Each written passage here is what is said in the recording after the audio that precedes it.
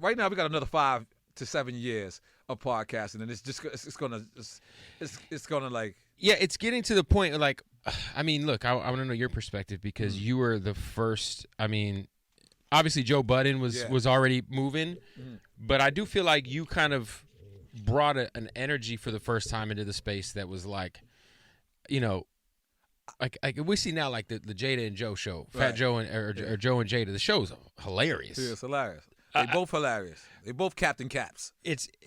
I just love how Fat Joe talks 80% of the time, and then Kiss is just reacting like, yo, crazy. Yeah. But that's, let me tell you why I like that. That's Fat Joe at dinner. Right. Like we could be at El Molino's, 11:30 a.m. He wants to talk about shooting somebody in Trinity Ave. What the fuck? Fat Joe, can you calm down? Right. This guy right here owns the fucking Knicks. This guy over here fucking... Right. He owns the New York City Blimps. Right. You want to talk about war stories. Let's not talk about kidnapping DJs. Hey man, one time I shot a person in the face at school in front of the teacher.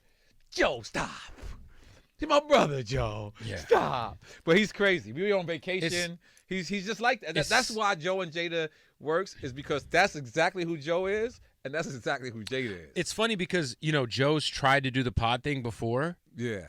I think that this is the perfect dynamic, though. You can. This is the reason why. You can tell that it's a Roc Nation play, but you can tell they're making the best of it. Like you can tell, like this was something that, like Roc Nation is probably wanting to get into podcast, right? Because you can't ignore this podcast money, right? You can't, man. Like, you can't. Like whether you say it's infatuated or whatever, you can't ignore that. Look at these people. They're doing numbers. They're feeding their family. So they want to throw their hat in the ring. It's a dope. They're both Roc Nation artists. Right. I can see Desiree's name written all over this, right? You know what I mean? I can see Roc Nation written all over it, right? So they take Jada, they take Joe, they put them together, and they tell them to be themselves. And it works. It's kind of dope, and it's in the sneaker store. You can smell the Jordans behind you. You know what I mean? You can see the artwork. So I think that it works, and I think it's dope that artists, because Jada was a mysterious guy, right? Yeah, Kiss is not like, we know Kiss to be like hilarious because we know Kiss, but like he's not like out there on social media like that, right? Like, and then you get to see that Kiss went to private school. You're like, right. What?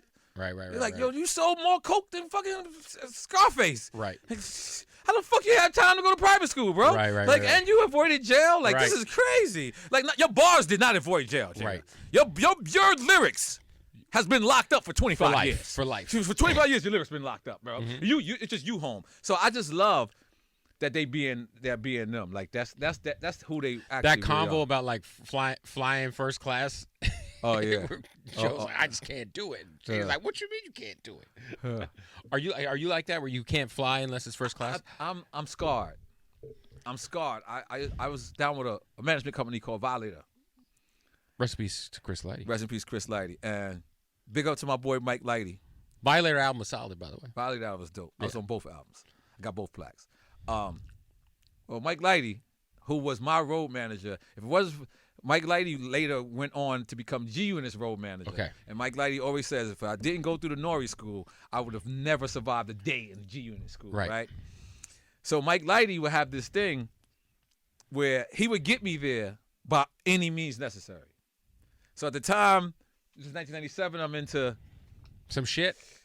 I'm into smoking bud, and he would lie to me to get me anywhere. So he'd be like, hey, man, there's bad bitches there. There's weed, there's liquor, there's all this. And I'm like, all right, cool. I'll get there. There's nothing. Right? So he would just tell you, yo, there's some hoes over here. But I'm there. I got to sign the autographs, right? Yeah. I got to do the in-store, right? I'm there, right? Boom. So Mike Lighty, this is the reason why I'm bringing up the first class thing. So Mike Lighty would just lie to me and be like, yo, we got a flight, and I'll get to the airport. And I'm in 67Z. You know what I'm saying? And I'm like, holy moly guacamole. But you got to the airport. But what I'm going to do? Like, so I got scarred from that. So later on in life, I discovered something called miles. And miles, I could upgrade you, but I can't really technically give you miles. I could. Yes. So I'm a mile guy. I can show you right now. I got 1 million miles.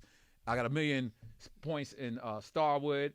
Marriott Bonvoy. I got 1 million points in Hilton. I got 1 million points. Oh yeah, you're running it up off of points. Yeah, I mean I feel like that's the one thing I tell people. If you have like real discipline to pay your credit card off to zero every month, don't spend anything on a debit card because you run up them points. Oh, I'm a point guy.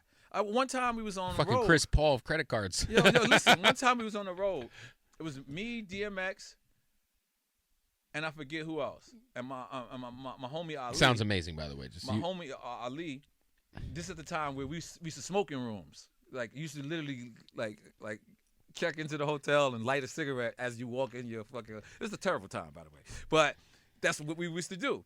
So no one would put their credit cards down. Remember, you had to put your credit card in when you. So Ali, it's like 50 of us, and Ali puts his credit card down, which is a Def Jam card. It's not getting charged to him. So if we smoke, he got all the points. Everywhere we went, he got a presidential suite from getting upgraded. I'm like, yo, bro, I'm supposed to be the important guy here. How you in the suite and I'm not? How the fuck are you in the suite and I'm not? He's put like, your fucking card down. And I'm like, you know what? I'm not smoking in my room. I'm going to the smoking DMX room because he's already smoking in there. Right. So I wouldn't smoke. So I stopped and I would take my incidentals and like people see me all over the world. And sometimes I'm paying and sometimes I'm couponing. The couponing. Ain't nothing wrong with coupon. With miles, though. With miles. No, but you could also people. If you want you get in them, there's some YouTube videos that break that shit down. You're like, damn. All right. You do. I just do Amex, all the Amex shit. The Bonvoy. I'm just getting out Amex, but I'm United Direct. I'm American Direct. I'm Hilton Direct. And then them lounges. Them lounges are clutch. I know people who catch flights for lounges. Bro, I know people who catch flights just to take a shower. I was in fucking Thailand, and I needed to record my radio show. All right. And I went into the little lounge. Wow. They rented the private room. I had a private room. I was able to do my whole radio show in the fucking airport lounge. In the airport lounge. God damn, it makes some noise for technology. Yeah. Gotta love that technology, damn it. Hell yeah.